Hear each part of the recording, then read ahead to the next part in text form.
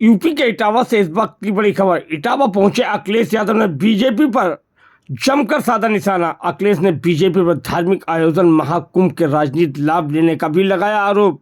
अखिलेश बोले कि महाकुंभ में हुई भगदड़ में मरने वालों की सरकार सूची नहीं दे पा रही है। दिल्ली स्टेशन पर भगदड़ से हुई मौतों पर अखिलेश यादव ने सरकार को ठहराया जिम्मेदार। डिप्टी सीएम केशव प्रसाद के मौत पर अखिलेश ने किया पलटवार। बोले अखिलेश, डिप्टी सीएम केशव मौर्य के बयान पर पलटवार करते हुए कहा, ये जीरो है। यदि इनका लखनऊ में अच्छा इलाज ना हो पा रहा हो तो हमने इटावा के सेपई में अच्छी मेडिकल यूनिवर्सिटी बनवाई है जहां वो इलाज करा सकते हैं। यदि वो वहां भी ठीक ना हुए तो उन्हें इटावा वाले ठीक कर देंगे। अखिलेश बोले कि भाजपा वालों ने 75 साल पर रिटायरमेंट की बात की थी और ये लखनऊ वालों को पता है कौन रिटायर होने जा रहा है। आयोजन अगर कोई हो रहा है तो महाकुंभ का आयोजन हो रहा है और ये काबिलियत भारतीय जनता पार्टी की है। किसी भी महाआयोजन और खासकर महाकुंभ को या कोई भी कार्यक्रम होगा कोई रूप दे सकता है तो वो भारतीय जनता पार्टी है।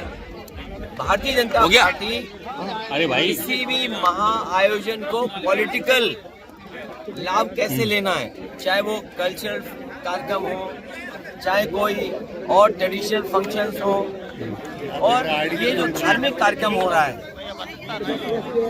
जिसका पूरे देश में प्रचार किया गया, महाकुंभ, भारतीय जनता पार्टी ने ऐसा प्रचार किया है कि पहले कभी कुंभ नहीं होता था।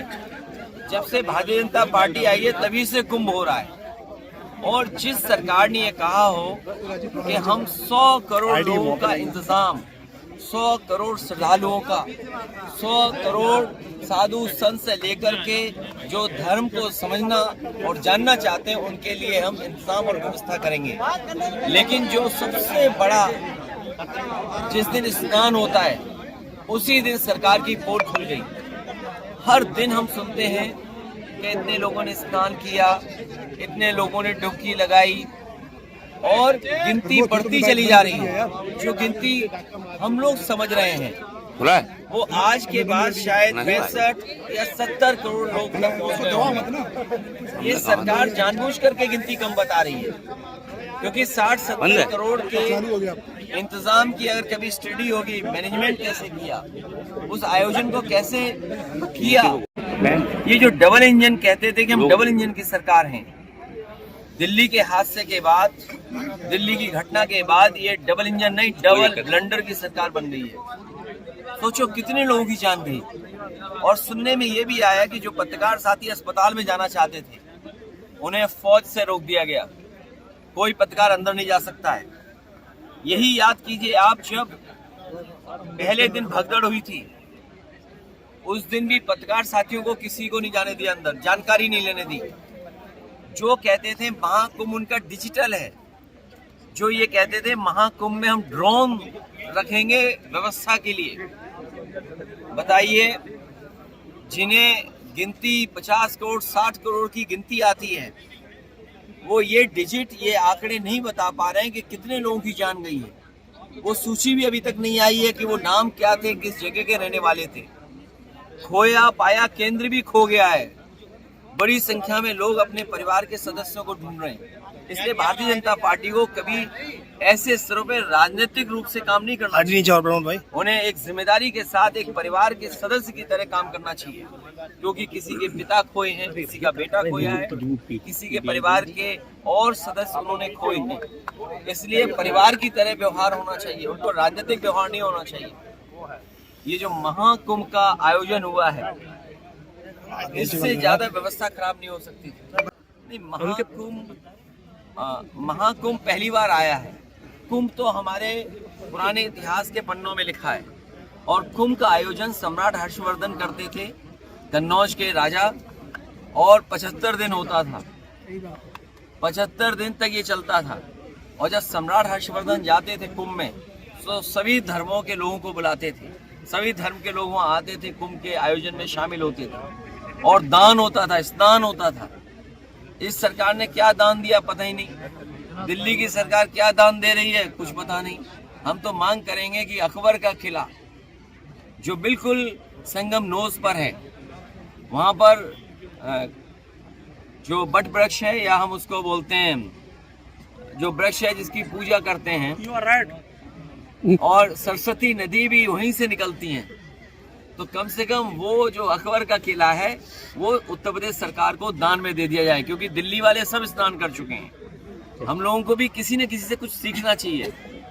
इस बार हम लोगों ने महाकुंभ में जो सीखा है वो वस्त्र पहन करके स्नान करना चाहिए, यही सीखा है। देखिए, महाकुंभ में जो व्यवस्था खराब है, जो सरकार 100 करोड़ की लोगों के लिए, श्रद्धालुओं के लिए व्यवस्था कर रही थी, जो व्यवस्था नहीं कर पा रहे, जो अव्यवस्था हो गई, उसको हम समझा रहे हैं, बता रहे हैं। नाकामी जो सरकार की है, हम उन्हें सूचना दे रहे हैं।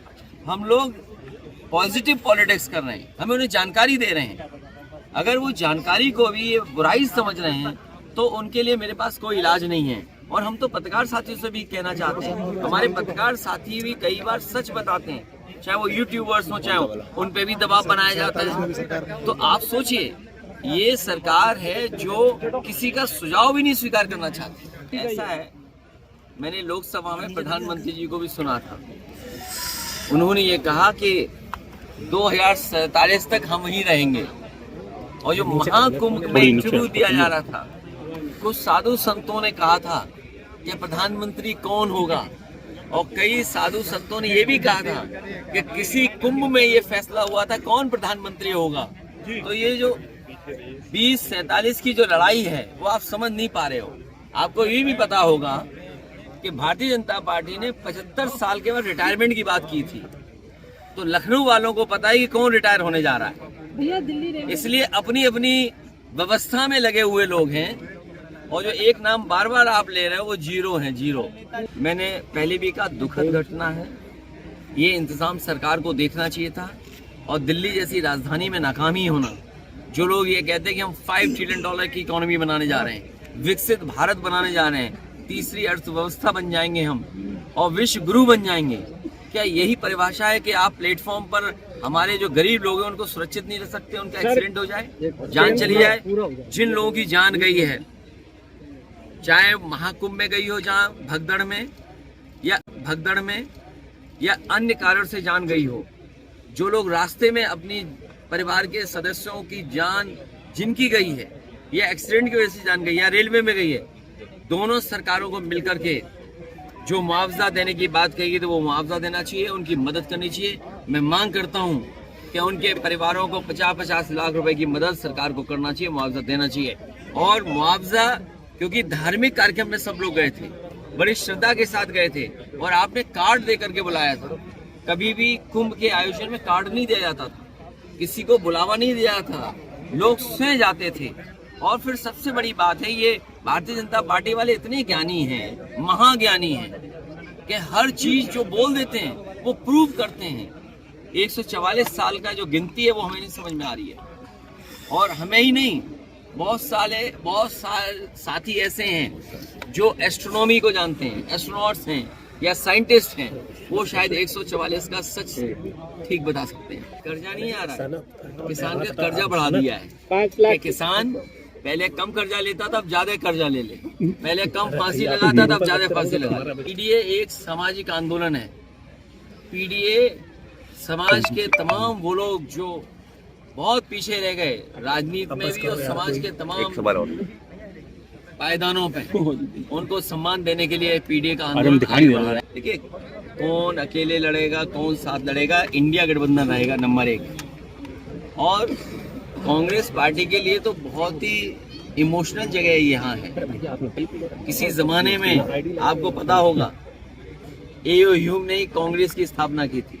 वो कांग्रेस जिसने आजादी की लड़ी थी। 1857 एओ ह्यूम कैसे भाग के गए वो कहानी में नहीं जाना चाहता हूँ। यहाँ पर इटावा में तमाम वो बिल्डिंग है, उनका घर, तहसील, आपका कोतवाली या स्कूल उन्हीं के अक्षरों से बना हुआ है, ह्यूम के अक्षरों से बना है। तो ये इतिहास बहुत पुराना है। इंडिया गठबंधन रहेगा, हार जीत तो होती रहती है, लेकिन हार से सीखना चाहिए। इसलिए जो इंडिया गठबंधन का रुतबा बना था, हवा बनी थी, हरियाणा, महाराष्ट्र और दिल्ली के बाद थोड़ा बहुत रफ्तार कम हुई है, लेकिन उत्तर प्रदेश का जब चुनाव होगा तब तक आते आते रफ्तार इंडिया गठबंधन की बहुत बढ़ जाएगी। समाजवादी पार्टी और इंडिया गठबंधन को साथ लेकर चलेंगे। हम लोगों ने बड़े बड़े अस्पताल बनाए। सैफई का जो अस्पताल है वो यूनिवर्सिटी बन गई है। जी। और मेरे सुनने में आया कि डॉक्टर्स बहुत अच्छे हैं। कुछ लोगों का इलाज अगर लखनऊ में ना हो पा रहा हो, उनका इटावा में बहुत अच्छा कर सकते हैं। और इटावा में भी अगर वो भी सैफई में, अगर सैफई में भी ना हो तो हमारे ये इटावा वाले खड़े वो इलाज कराना जानते हैं। हम चाहेंगे कि समाजवादियों की मदद करें, पीडीए से जुड़ें, नौकरी रोजगार और जो खुशहाली समाजवादी लेकर के आएंगे इटावा